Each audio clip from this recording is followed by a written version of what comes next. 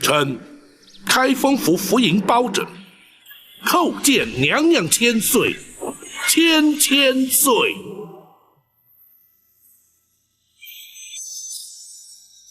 王请平身。谢娘娘。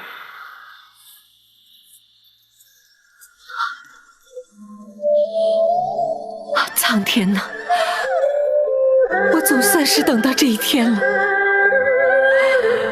苍天有眼。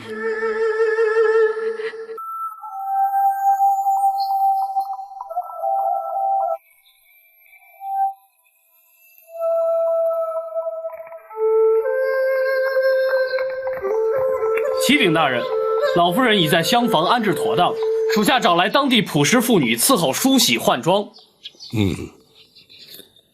可曾有人打听他的来历？回大人，属下已按大人指示对外宣称老夫人是大人失散多年的远亲，请大人放心。好。老夫人的真实身份，只有本府与公孙先生知晓。时机到了之时，自会告知尔等。在此之前，要绝对保障老夫人的安全。回大人，张龙、赵虎亲自带人守在厢房门口，不许任何人接近。那张毅如今何在？属下将他安置在庙内暂住，不准他踏出庙门半步。为防走漏消息，也只得暂时如此了。退下。是。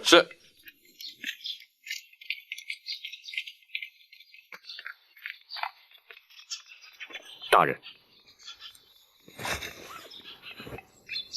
老夫人的行止，大人打算如何安排呀？此事太过棘手，先皇宠妃流落民间，却又在20年前传出死讯，这其中必有隐情。故而，本府将她接回庙中，待问明原委之后，再做定夺。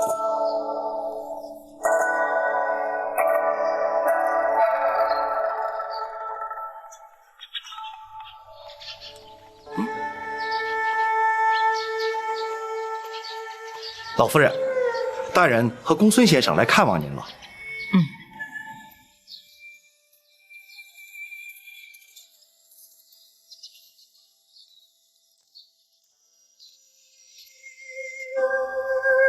你们守在门外，不得让任何人惊扰。是。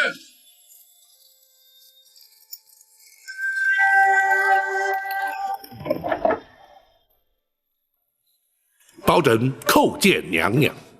免了，坐吧。谢娘娘。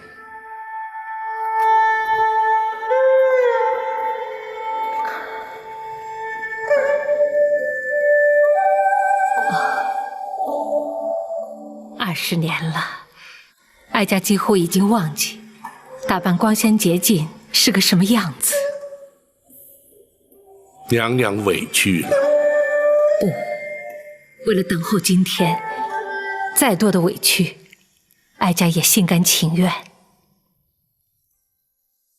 娘娘身份特殊，为防走漏消息，增添无谓的困扰，包拯自作主张，将娘娘接至庙中，并以老夫人相称。权宜之计，还请娘娘不罪。你处事谨慎周到，哀家又怎么会怪罪于你呢？此事的确必须隐秘，甚至当你将全盘往事了解之后，哀家还在担心你敢不敢接这个案子呢？娘娘何出此言？只因哀家的冤案牵扯到2位当今最为显贵的人。是哪2位？一位是当今的6太后。娘娘不是说太后昔日与娘娘情同姐妹，此案又怎会与她有关？情同姐妹，哀家落得如此地步，全都是拜她所赐，被她所害。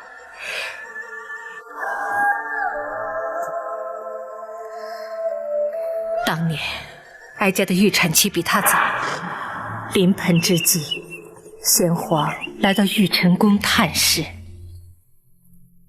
爱妃啊，太子就在爱妃的腹中，就看他打算什么时候出来了。皇上怎么又来了？现在是男是女还不知道呢。皇上怎能肯定一定是男婴呢？错不了，产期就在这几天，朕有十足的把握。是啊，一定是位太子。如果明日出生，可就和八王爷同月同日生辰了。哦，哎呀，朕差点忘了，明儿个朕是玉帝的寿辰呐。真巧，若是能和八贤王一样的生辰，那日后肯定和八贤王一样贤德。但愿如此啊。陈琳，奴婢在。去御果园采些应时果品，与八贤王送去。奴婢遵旨。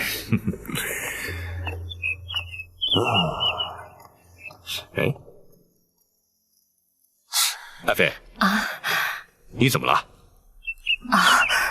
没什么，只是在临盆期间，臣妾有点心慌。没关系，头一胎嘛，总是在所难免，别担心。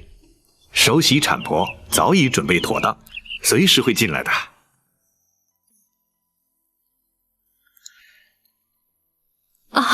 爱妃，你怎么了，爱妃？爱妃，快生了，快生了，快生了，快来人啊！找产婆进来，快找产婆进来！是。爱妃，别慌啊，马上就好。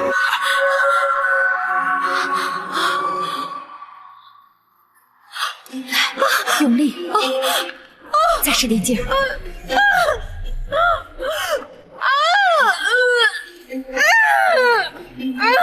再用力。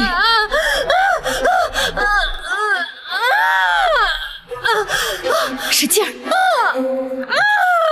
快了。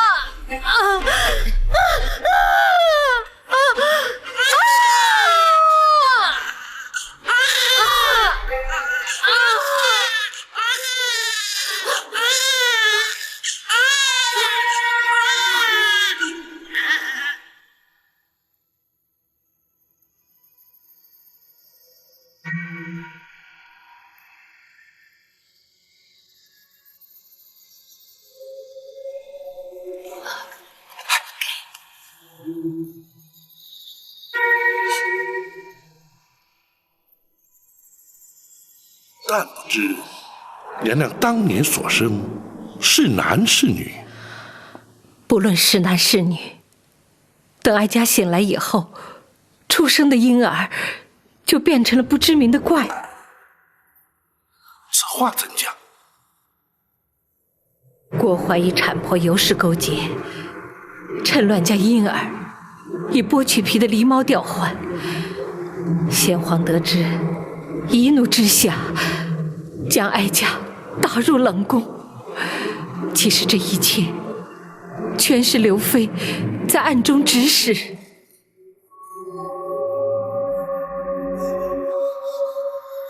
娘娘，可否容学生冒昧一问？公孙先生请讲。当时娘娘历尽昏厥，怎知使郭槐与尤氏勾结？又怎知全是刘太后暗中指使呢？公孙先生问得好。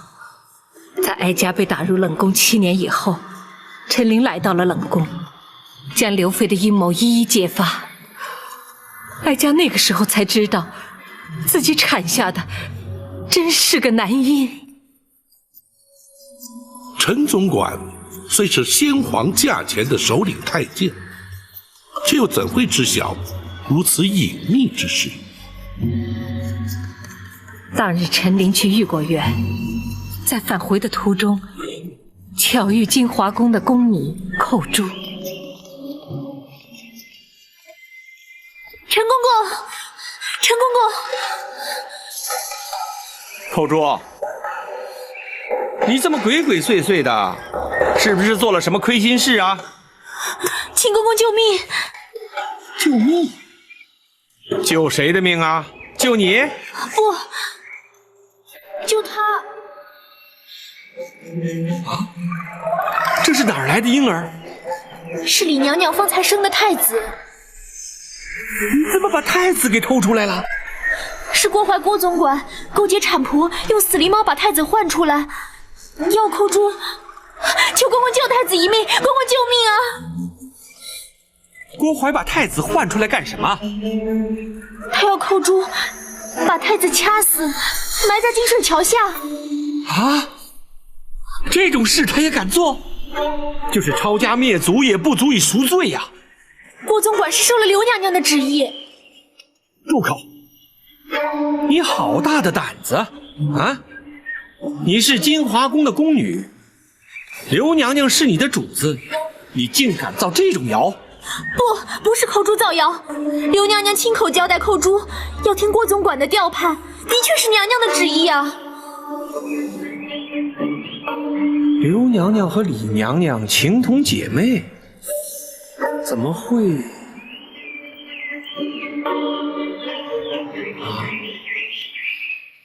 难道是为了争夺正宫娘娘之位？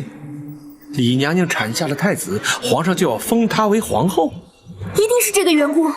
公公，你快把太子带出宫去，如果被郭总管发现，恐怕我们都得赔上性命啊！干下这种大逆不道的事，一定会杀人灭口。可是我能把太子带到哪儿去呢？哪儿都行，只要出了宫，先保住太子的命再说。口珠，你是刘娘娘的心腹，否则她不会让你参与这种事。可你为什么要背叛她呢？公公，扣珠虽然只是个下人，可是还懂得道理。太子是皇上的亲骨肉，大宋朝未来的君主，只要是大宋子民，人人都该拼着性命的保护他。再说，孩子是无辜的，不能让他成为争权夺利的牺牲品呢。口珠，你这丫头的忠义之心，更显得郭槐和刘娘娘的卑鄙险恶。你放心，就算拼了我这条命，也要把太子安安全全的送出宫去。多谢公公成全，多谢公公成全。不，身为人臣，这也是我该尽的本分。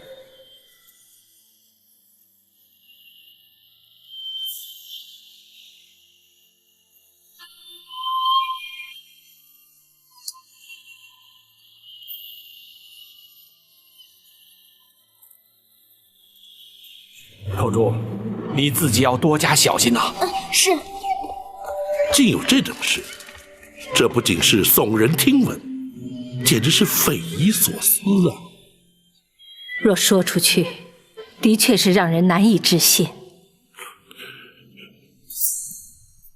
不对，那陈琳既然将婴儿送出宫去，想必有个去处。娘娘应当不会不知。不错，哀家知道他在何处。娘娘，陈琳带他去了南清宫。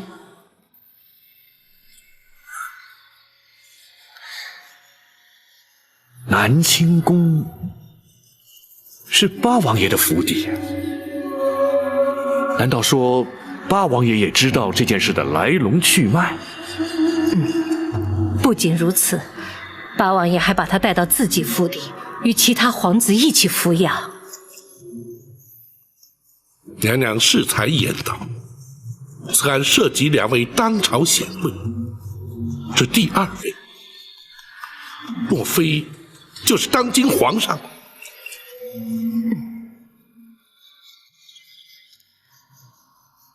而当年襁褓中的婴儿，也就是如今的大宋皇帝。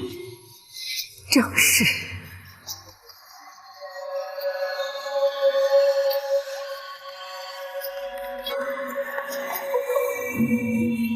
好一位贤德忠心的八贤啊！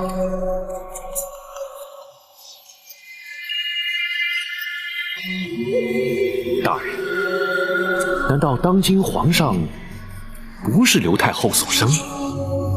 因果报应。在哀家被打入冷宫以后，他虽然也生了一名男婴，并封为东宫太子，他自己也如愿以偿地坐上了正宫之位。不幸的是，太子6岁时得病身亡，终究还是落了一场空。先皇伤心之余，从此沉溺于道家之学，并由诸王皇子之中遴选太子。八王爷便是趁此时机，将先皇亲子送入宫中，保住了先皇血脉。然而，当时八王爷因何不向先皇禀告此事呢？后宫权力倾轧，自古皆然。当时若是揭发此事，非但难以取证，甚或危及太子性命。八王爷隐忍不报，也是情非得已。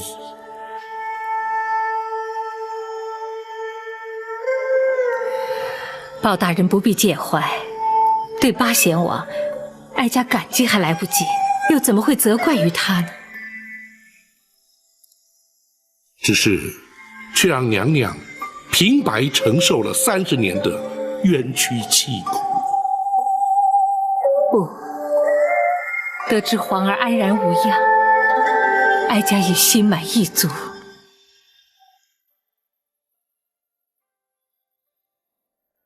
既然八王爷要隐瞒此事，那为何陈总管却在7年之后去冷宫禀告娘娘呢？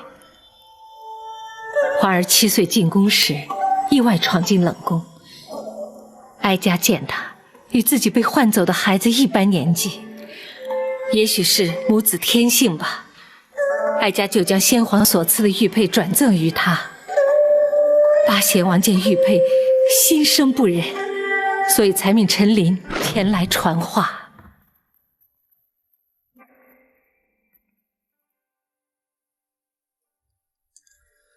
娘娘，有人看您来了。冷宫静地，又有谁会来看我？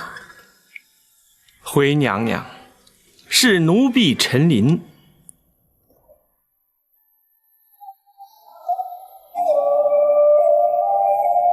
是皇上派你来的？不。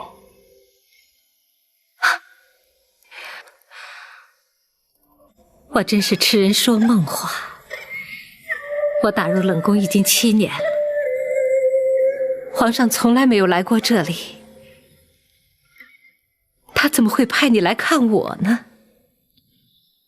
娘娘受的委屈，奴婢全知道的。你怎么会知道？连我自己都渐渐相信，当年生下的是个怪物。不，娘娘生的是一位皇子，是皇上的嫡亲血脉呀。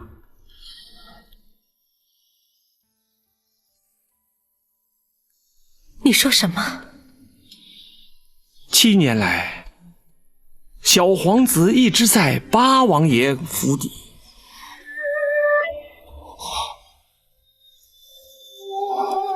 你说什么？你再说一遍。八王爷谎称是自己亲生，而且蒙圣上钦点为东宫太子啊！东宫太子？你是说，日前误闯冷宫的那位太子，是本宫的亲生骨肉？正是啊！八王爷唯恐小太子被奸人所害，因此隐瞒至今。娘娘赠给太子的玉佩，八王爷看到了，未免娘娘担心。才要奴婢前来禀告娘娘啊。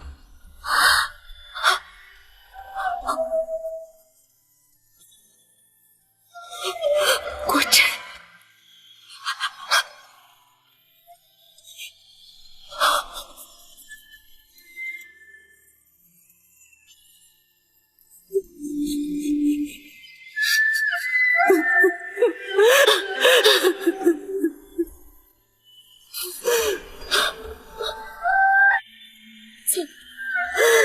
苍天有眼，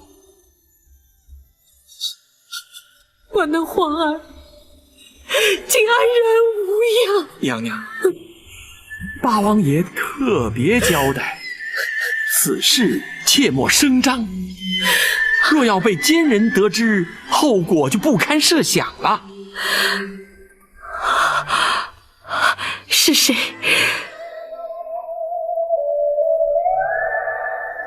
是谁如此心狠手辣，连八王爷都如此顾忌？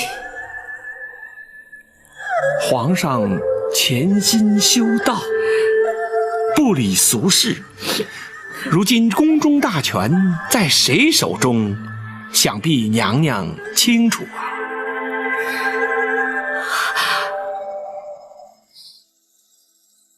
是他，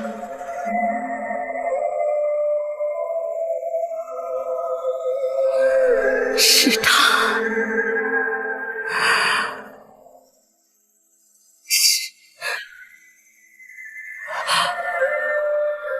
是刘妃。正是他呀！刘娘娘觊觎正宫娘娘大位，才指使郭槐定下这狸猫换太子的阴谋啊！我和她情同姐妹，情同姐妹，她怎么会如此心狠呢？唉，权势诱人啊！如今她也得偿夙愿，成了当今皇后了。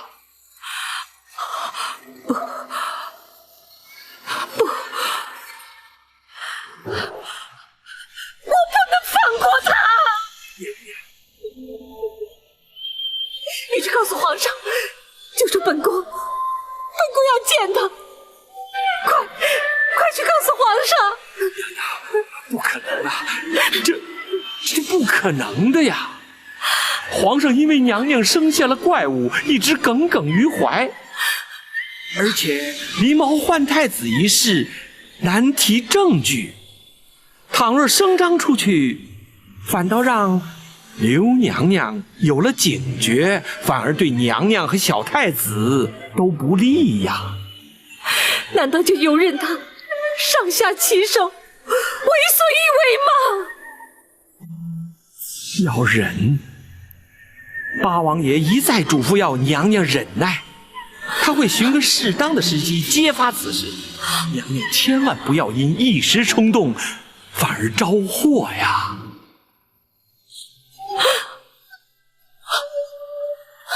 为了确保皇儿平安，哀家也只好忍耐，只好每天夜里焚香祝祷，祈祷上苍保佑皇儿，盼他不受伤害。既然如此，娘娘又怎会诈死逃出宫去，又怎会隐姓埋名长达20年呢？不错，皇宫内院门禁森严，冷宫更是严禁外人进出。当年太子年纪幼小，或可侥幸闯入，娘娘却是断无逃出之理。机缘凑巧，也就是那刘妃心怀鬼胎，她恨不得将哀家除之而后快。不知在哪里听到了消息，竟然向先皇诬告我，说哀家每天黑夜焚香是诅咒先皇。岂有此理！他竟敢诅咒于朕！皇上请息怒，你娘娘这么做只是一时想不开，臣妾相信她也不是真的那么怨恨皇上？生下妖孽，朕没有赐他死，他反倒怨恨起朕来了。启禀皇上，李娘娘生性温顺，不会怀此恶毒心肠，还请皇上圣察呀。陈总管，他若不是诅咒皇上，那他为什么要半夜3更的烧香呢？传令，奴婢在。传朕口谕，此丽妃7尺白绫，要他自尽谢罪。皇上，还请皇上三思啊！皇上，您就原谅他这一回吧。不行，朕意已决。陈琳，你是首领太监，这件事就由你去奉旨执行。皇上，大胆！你敢抗旨不遵？奴婢不敢，奴婢遵旨。郭槐，奴婢在。你是后宫太监总管，你听着，1个时辰之后，去冷宫验明正身。奴婢遵旨。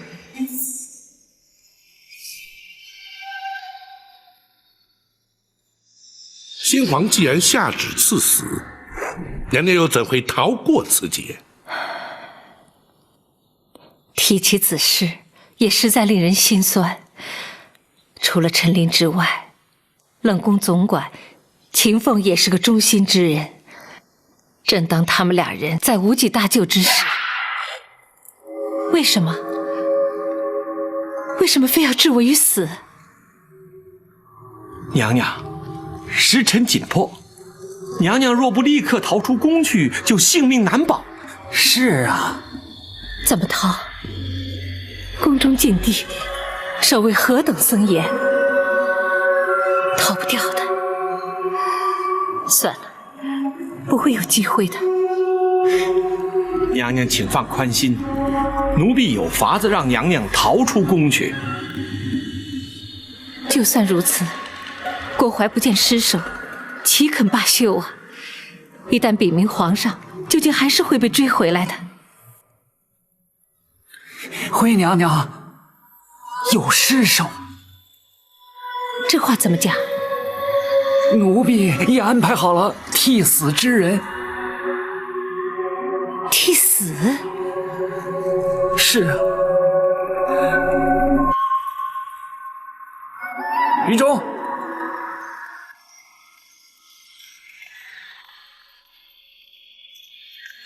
奴婢于中叩见娘娘。秦凤，他是……回娘娘，于中是冷宫的小太监。奴婢自他9岁进宫，便一直带在身边，由他替死，就有了尸首。真是难为你们了。可是郭槐奉旨验明正身，又岂会认不出来？由他替死，不是白白赔上一条性命吗？这没有用的。不，郭槐认不出来。他怎么会认不出来呢？娘娘或许从未见过人一死之后的情形，奴婢在宫中多年，却见过不少案例，掉井而亡，大多数面呈青紫，颜容扭曲。若不仔细辨认，是很难分辨原来容貌。可是郭槐他要是仔细辨认怎么办呢？那郭槐心怀鬼胎，问心有愧，谅他也不敢正眼去看。娘娘，奴婢相信这一定能瞒过郭槐的。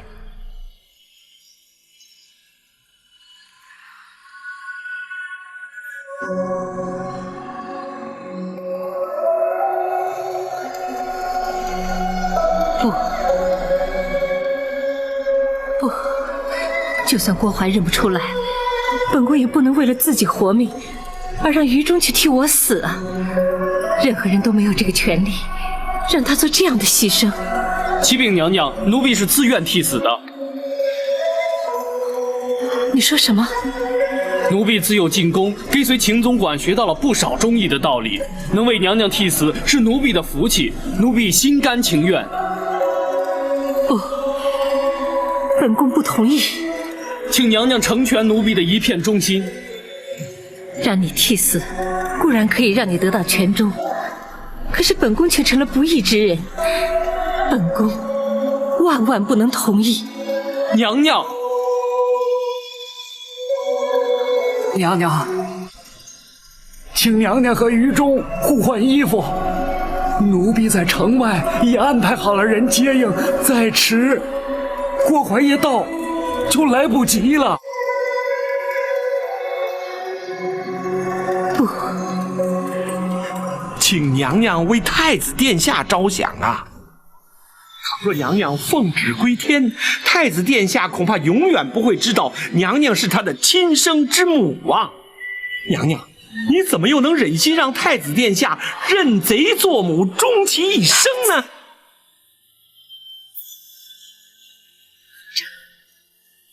只要留得性命在，终有一天，太子殿下和娘娘能够母子团圆。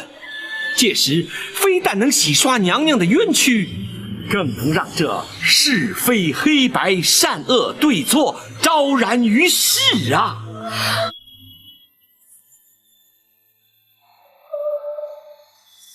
请娘娘成全。好，本宫深受你们一片忠心。谢娘娘。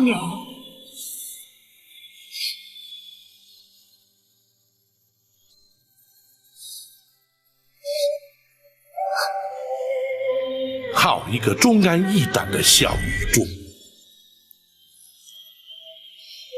无论是于中，还是秦凤、陈琳，他们都是哀家生命中的贵人。若无他们帮助，哀家恐怕早已命丧九泉。娘娘，既然那秦凤替娘娘安排了接应之人，又怎会让娘娘流落至此，饱受穷困苦难啊？也是造化弄人，秦凤的确派人接应了哀家，而那个人在接应哀家前往避难之所的途中，不幸染病身亡。哀家举目无亲，四处游荡，盘缠用尽，只好乞讨为生。那个张毅原本是个小乞儿，哀家将他收为义子，相依为命。如今他已长大成人，以卖菜为生，奉养哀家。日子过得虽然清苦，倒也能够勉强度日。宝琴，臣在。如今你已经明了了此事的来龙去脉，哀家的冤案，你可还敢接？回娘娘，如今已无关乎敢或不敢。包拯身为人臣，却图令太妃娘娘蒙冤受屈，一事不忠。如今包拯定当竭尽心力，为太妃娘娘平反。有你这句话，我就安心。林娘娘，事关重大，不可不慎。为求掩人耳目，请娘娘全充包拯失散多年的远房表亲，也好名正言顺同返京城。恳请娘娘恩准。一切就依你。谢娘娘。娘娘，学生敢问，娘娘的双目是如何失明的？哀家也不清楚，不知什么时候就看不见了。可否让学生替娘娘看看？哦，公孙先生还能治病？公孙先生精通岐黄之术，或可查出些端倪。既然如此，就有劳公孙先生看看吧。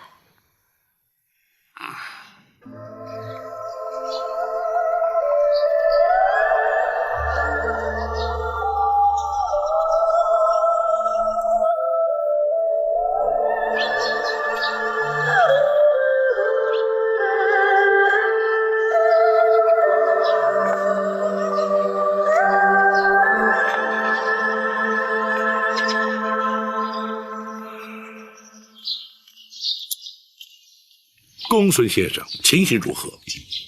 大人，老夫人是因为念子心切，终日以泪洗面，导致哭瞎了双眼。可有复明之计？拖延时日过久，恐怕难下定论。学生尽力而为。大人如今作何打算？此案牵涉太广，一时尚难有对策。然而无论如何，都必须尽快回京，以免夜长梦多。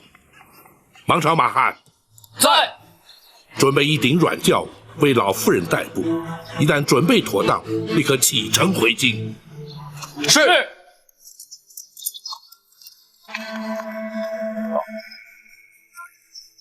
张毅可要随行？不，他若随行，恐会起人疑窦。让他留在庙中，不得对外声张。是。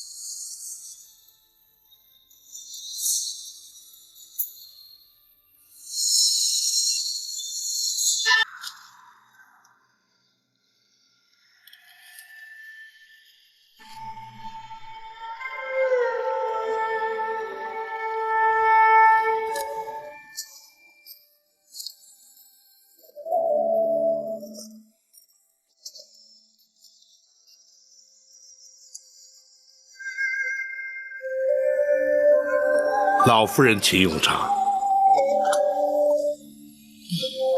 有劳你了。老夫人是包拯尊长，亲奉茶水，自是理所当然。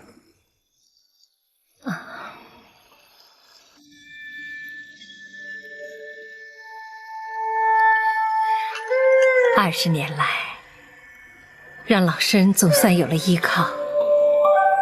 可惜我双目失明，无法亲眼目睹你的容貌，终其一生只能凭空臆测了。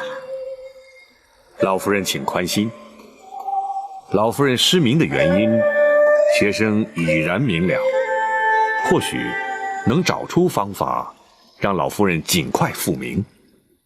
哦，有可能吗？有可能。据学生所知，的确有类似的患者，在经过诊治调养之后得以痊愈。果真如此，公孙先生。老夫人，请务必帮助老身，眼睛复明。老身还想在有生之年，看看许多人、许多事，尤其是想看到那些陷害我的奸人得到应有的报应。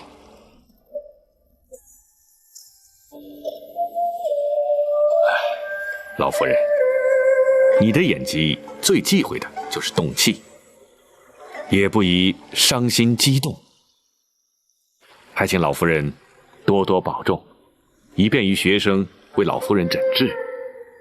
啊，医者之言不能不听，老身遵命就是。学生不敢。旅途劳顿，老夫人多事休息，稍后仍要赶路啊。好，你们去忙吧，别招呼我了。是。你们4个在此，随时听候老夫人差遣。是。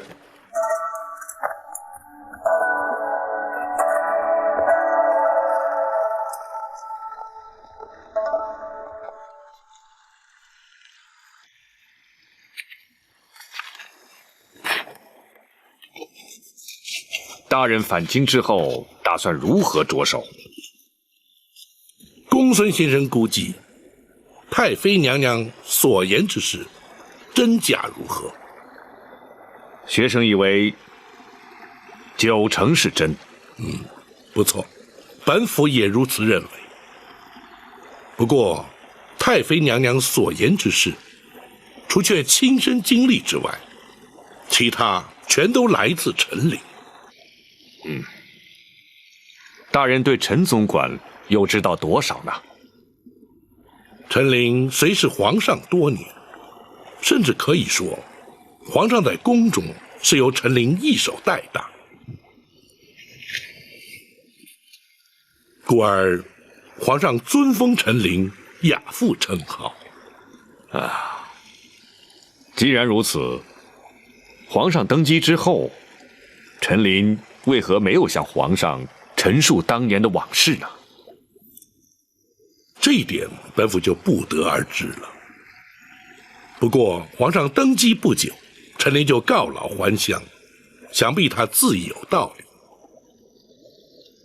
大人，学生以为，若想查明当年往事，恐怕还得从陈琳身上着手才是。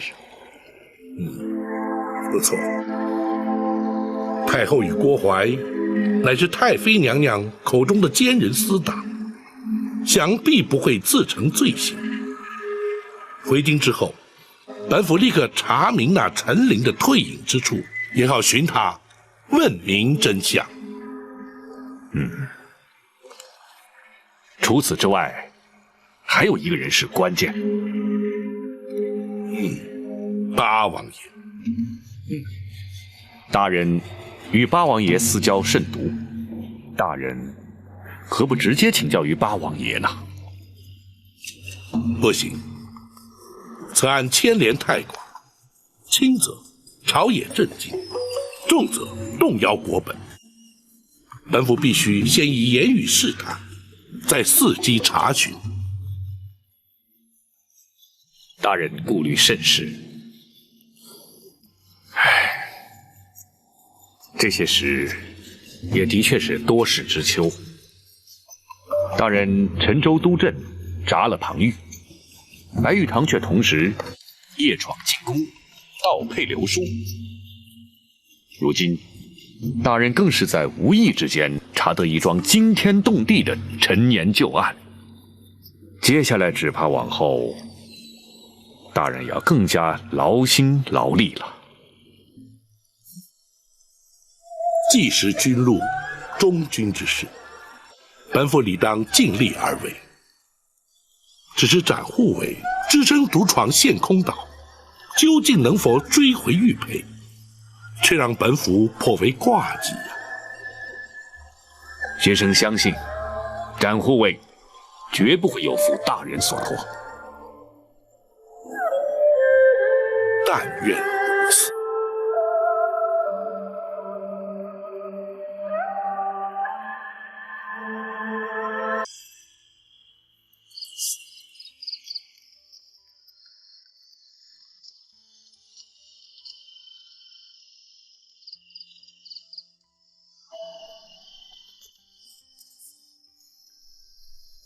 你且先行退下。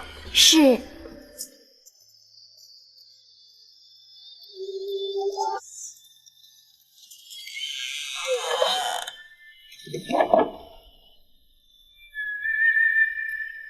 娘娘，府衙内并无女眷，这厢房乃是为包拯嫂娘来京暂住所备，不周之处，还请娘娘见谅。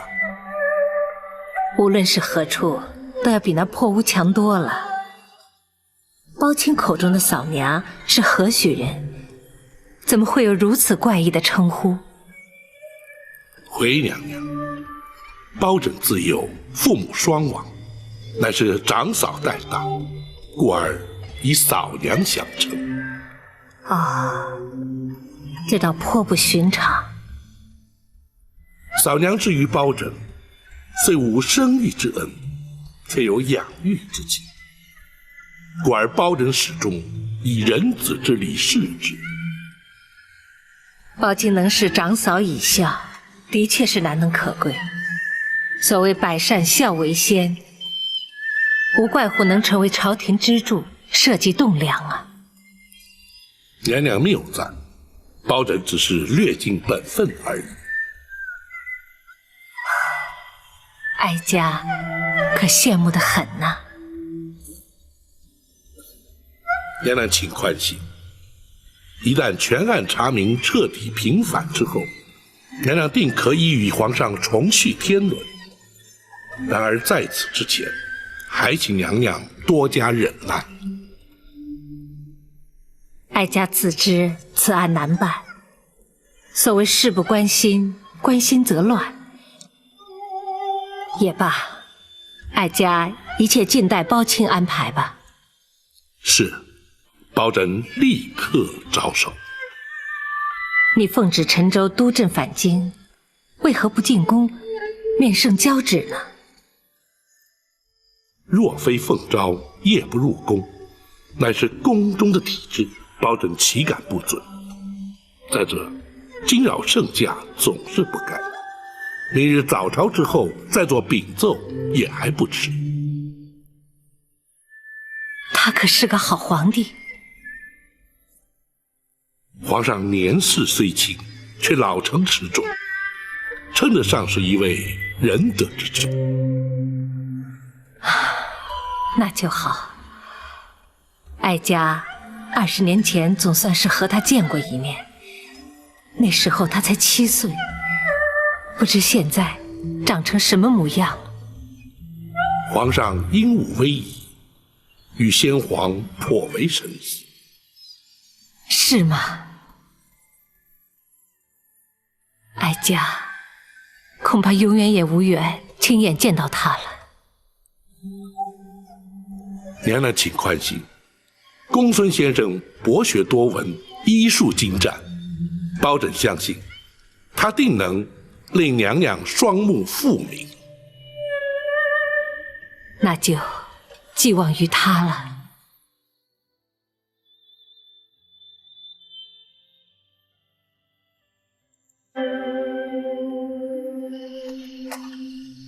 大人，学生翻遍医书，搜尽枯肠，总算是不辱使命。哦，公孙先生可是已有医治之法？大人，老夫人抑郁终日，以泪洗面，双目血路受阻，挚爱难通。久而久之，经脉受损，导致失明。然而状似真盲，实则却是假盲。哦，何谓假盲？老夫人的失明只是暂时，而非永久。学生若是以金针过穴之术打通血脉，再佐以活血明经之药，滋补调养，学生确信当能痊愈。如此甚好。就劳公孙先生明日一早就开始为娘娘诊治。是，学生遵命。大人，王丞相来访。相爷怎会在此时前来？快请至花厅说话。是。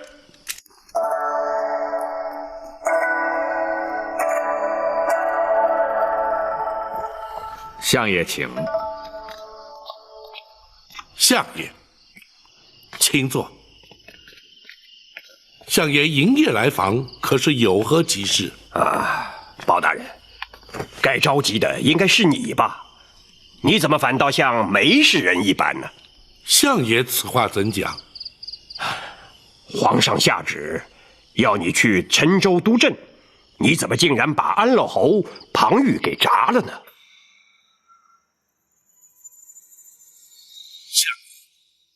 那庞玉克扣赈粮，私吞赈银，更假借赈灾之名，广征民工，营造私宰，强裸民女，成其私欲。数十万灾民非但未蒙朝廷恤灾之力，反遭欺压荼毒之害。包拯既然奉旨督镇，若不扎他，岂非有亏职守，愧对皇上？老夫早该知道当初皇上让包大人前去陈州督政，那就注定了会要庞玉的性命。相爷，莫非相爷认为包拯处置失当，或是皇上指责包拯所为不该？不是，那倒不是，只是你好歹先禀奏过皇上，再办庞玉也不迟嘛。时势所逼，情非得已。若不当机立断将他处死，非但民愤难消，民怨难平，一旦饥民被逼，沦为盗贼，灾民被迫结为暴民，一场浩劫于焉而生。届时，朝廷威信荡然无存，又岂是皇上所乐见？老夫也知道，包大人言之有理，皇上也明白包大人所作无差。可是皇上毕竟要面对庞太师与庞娘娘嘛，这父子连心，姐弟情深，皇上实在不堪其扰啊。若是如此，且让包拯面见太师与娘娘，或可为皇上分忧。不，千万不可！皇上就是担心包大人与他们碰上，所以才要老夫半夜赶来知会你。皇上已经下旨，要庞太师陪着庞娘娘前往陈州，为那庞玉料理后事，并且要老夫转告包大人，明日早朝之后前往御书房面圣。可是不准再提那庞玉的事了。是，包拯遵旨便是。还有，贼人夜闯进宫盗佩一案，皇上势必要追问，所以老夫特来提醒包大人要预做准备。那块玉佩对皇上至为重要，无论如何都得追回来，否则此事，恐怕是难以善了啊。多谢相爷提醒。还有一件事，相爷，看来包拯替相爷的确惹了不少麻烦呐。老夫要提的不是公事。哦，相爷请讲。听说包大人从陈州带回来一位亲眷。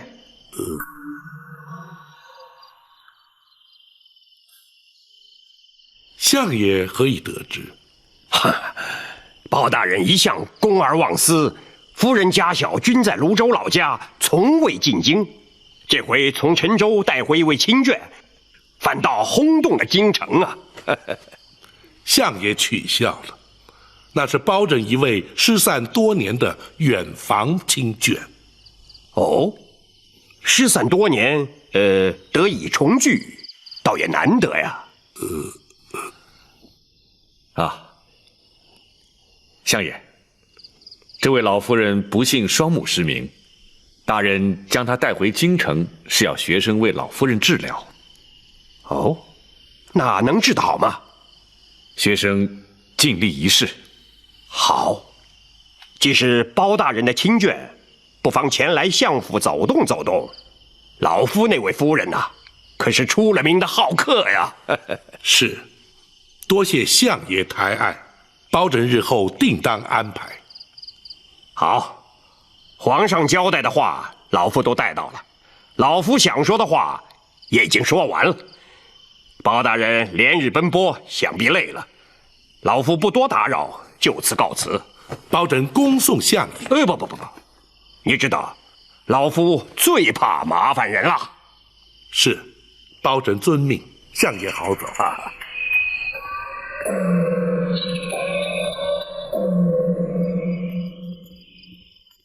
想不到，老夫人进府的事居然传了出去。不碍事。公孙先生应对得体，应该不会弃人以斗啊。展护卫尚未回来，明日大人面圣之时，打算如何向皇上禀奏啊？实话实说。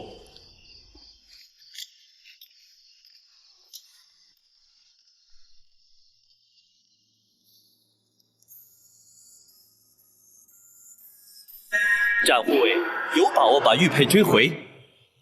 回皇上，臣确信展护卫必能不负所托。那夜闯进宫盗佩流书的究竟是什么人？据展护卫指称，此人来自江湖，人称锦毛鼠白玉堂。只因皇上赐封展护卫玉猫称号，心生不服，故而入宫盗宝，意在逼展护卫出面，而并无不利于皇上之行。哈，朕自诩无愧对于臣民百姓，倒也无惧。倘若惊吓到太后，岂非陷朕于不孝？你执掌开封，却让人闯入进宫，朕要听听你怎么说。回皇上，那白玉堂武艺超群，宫中卫士恐怕皆非其敌手，遭他闯入，是因力有未逮。然而，保朕也难脱失职之嫌，请皇上下职降罪，臣绝无怨言。皇上，案发之时，包大人与展护卫均不在京师，所谓鞭长莫及，还请皇上不罪免罚。行了，这点道理朕岂会不明白？只是那白玉堂入宫盗佩，是因为朕封展昭玉猫之故，乍听起来怎么像是朕的过错了？臣惶恐，臣绝无此意，请皇上慎查。朕不是怪罪于你，只是不满那白玉堂。好了，一旦将他擒获，立刻把他带进宫来，朕倒要看看他是何方神圣，竟然偷到朕的身上来。臣遵旨。对了，府上那位亲眷眼疾治得如何了？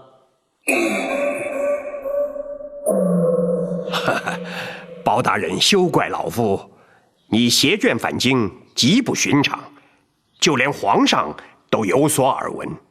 皇上问起，老夫怎能不说？相爷，哎，的确不能怪王丞相，是朕主动提问的。皇上日理万机，操劳国事，包拯不敢因私务而惊动皇上。这就是包青的不对。你乃是朕的肱骨之臣，朕表示关心，难道不对吗？臣不敢。哈，包大人，皇上是以仁孝治国，既然尊长有疾，子侄焉能不忧啊？包大人公务繁重，若是再为家务所累，岂不反倒让皇上心中不安了吗？这包拯绝不会因私害公。行了，朕知道你一向公而忘私，既然朕已开口询问，难道包青就不打算回话吗？臣不敢。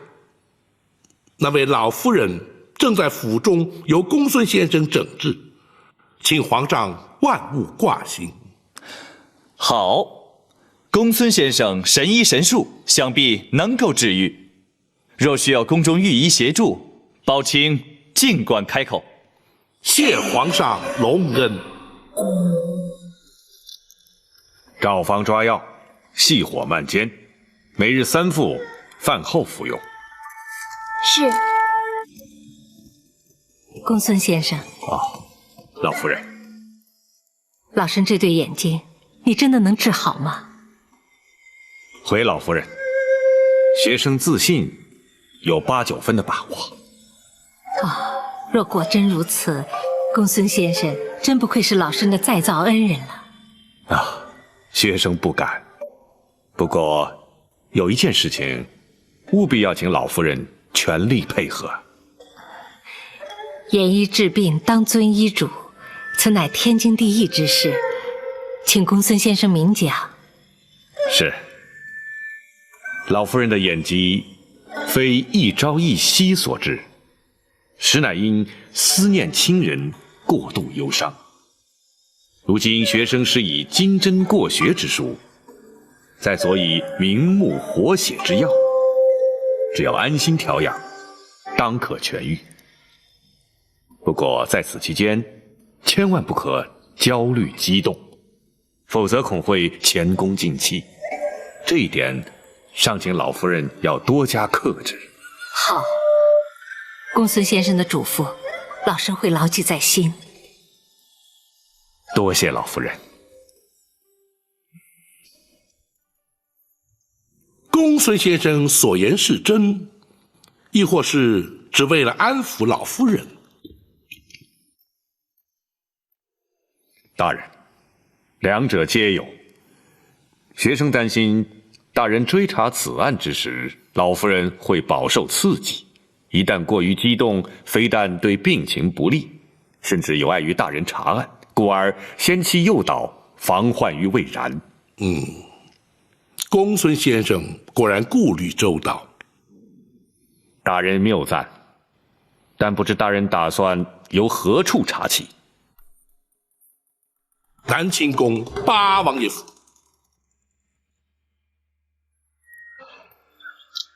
包大人若再不回来，本王可就手痒难耐了。果儿陈州事了，包拯就立刻赶回京了。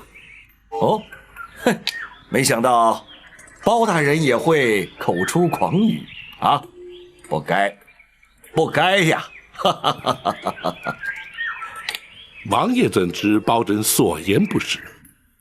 哎，贼人夜闯进宫，盗配流书，惊扰圣驾。包大人难道不是为了此事赶回来的吗？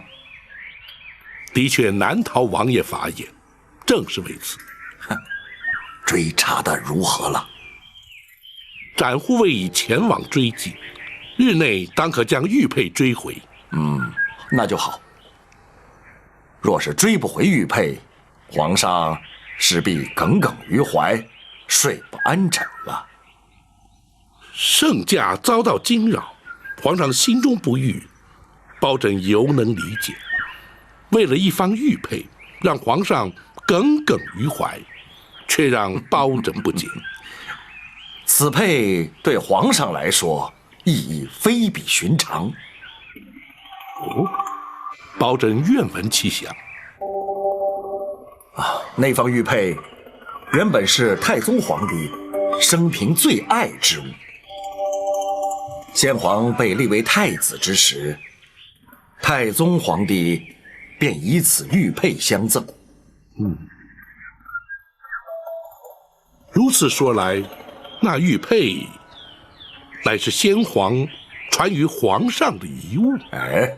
不，皇兄当年将此佩赐予了一位宠妃。但不知是哪位娘娘？是……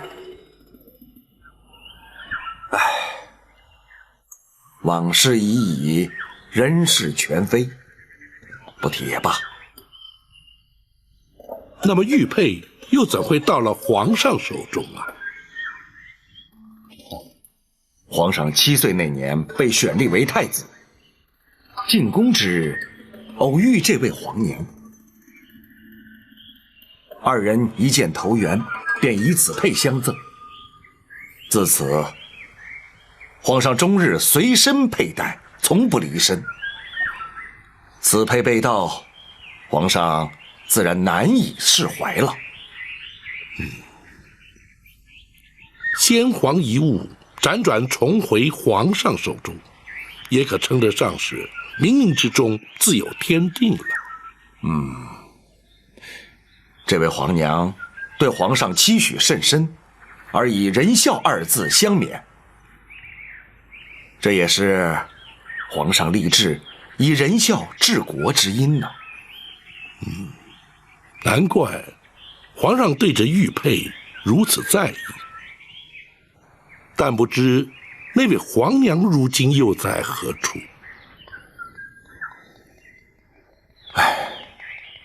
？20年前便已因故身亡了。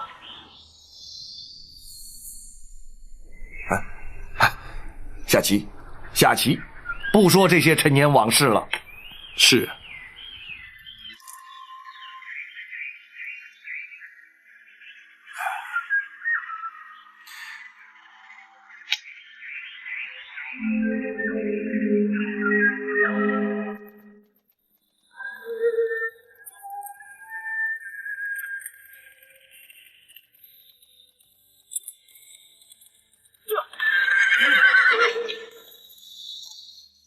展大人回来了，大人可在府中？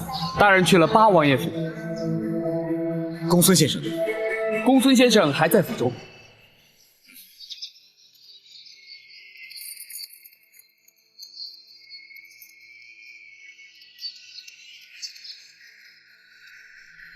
展护卫辛苦了，可曾追回玉佩？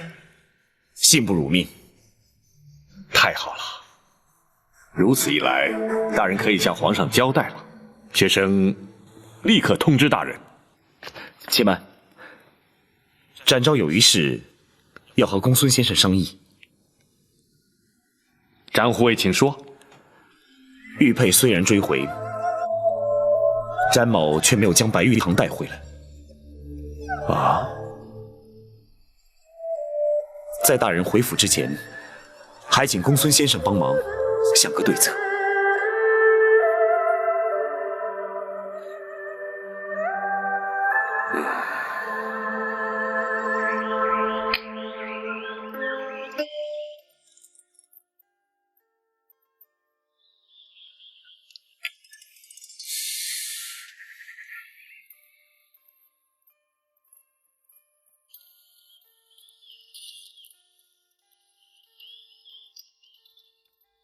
禀王爷，包大人侍卫求见。啊，让他进来。是。惊扰王爷与大人下棋，请王爷恕罪。有什么事你就说吧。马汉，何事如此匆忙？回大人，展护卫回府了。王爷，展护卫回来了，想必是有结果了。包大人就回府看看吧。只是此局未了。哎，包大人总是先公后私的，这下棋是私事，包大人就请便吧。打搅了王爷的棋性了。嗨，棋日后可以再下，公事可不能不先办。包大人就别在意了。多谢王爷体恤，请。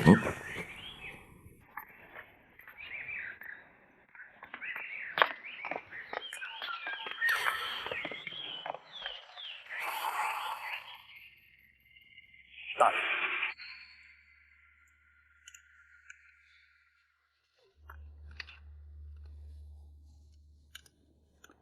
没想到这块玉佩之中，竟然藏有如此多的纠葛。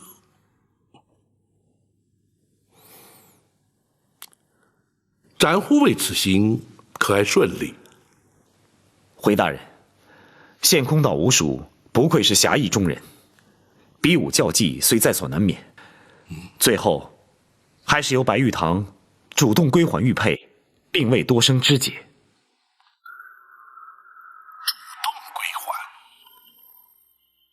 白玉堂入宫盗佩，旨在展昭，目的既已达到，自然不再刁难。那白玉堂如今又在何处？仍在献空岛。展护卫因何不将他一并带回归案？